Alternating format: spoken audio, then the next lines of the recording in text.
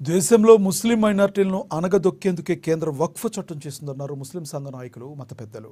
వక్ఫ్ చట్టాన్ని వ్యతిరేకిస్తూ రంగారెడ్డి జిల్లా షాద్ నగర్ పట్టణ కేంద్రంలో ముస్లింలు భారీ ర్యాలీ చేపట్టారు. ర్యాలీలో ఎమ్మెల్యే వీర్లపల్లి శంకర్, ఎమ్మెల్సీ నవీన్ కుమార్ రెడ్డి పాల్గొన్నారు. తర్వాత ముస్లిం తహసీల్దార్ పార్థసారథి వినతి పత్రాన్ని అందజేశారు. जो रैली की गई है इसके लिए पुलिस सिब्बंदी को और सभी मुसलमानों को तहे दिल से शुक्रिया अदा कर रहा है। तेलंगाना माइनॉरिटी वर्कर्स एसोसिएशन की तरफ से इस बिल को हम रिजेक्ट कर रहे हैं।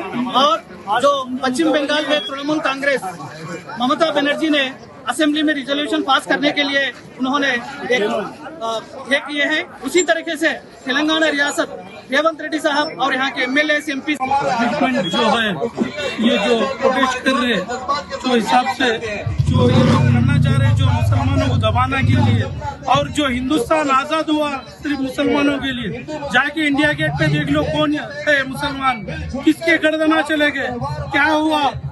ये बिल हमारे डिपार्टमेंट होना जरूरी है, बिल रिटर्न लेना जरूरी है, उसके बारे में। अस्सलाम वालेकुम वरहमतुल्लाहि वबरकातुहू।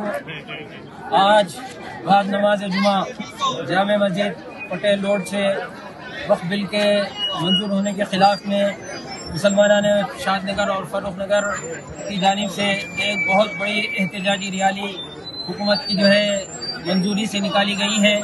और हमारा आज जितने इस रैली में शरीक हैं इन सब का यही मुतालबा है कि हुकूमत इस बिल को जो है वापस ले ले। వక్ఫ్ బిల్లుకు వ్యతిరేకంగా షాద్ నగర్లో కులమతాలకు అతీతంగా అందరూ దీన్ని నిరసిస్తూ వాపస్ తీసుకోవాలని చెప్పి చాలా మంచి ప్రోగ్రాం చేశారు.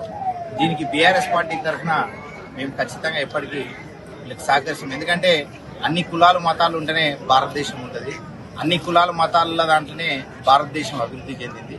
కాబట్టి అన్ని కులాలను మతాలను గౌరవిస్తూ వాళ్ళ ప్రయోజనాలను కాపాడాలని చెప్పి ఏదైతే వక్ఫ్ సిద్దిపేట జిల్లా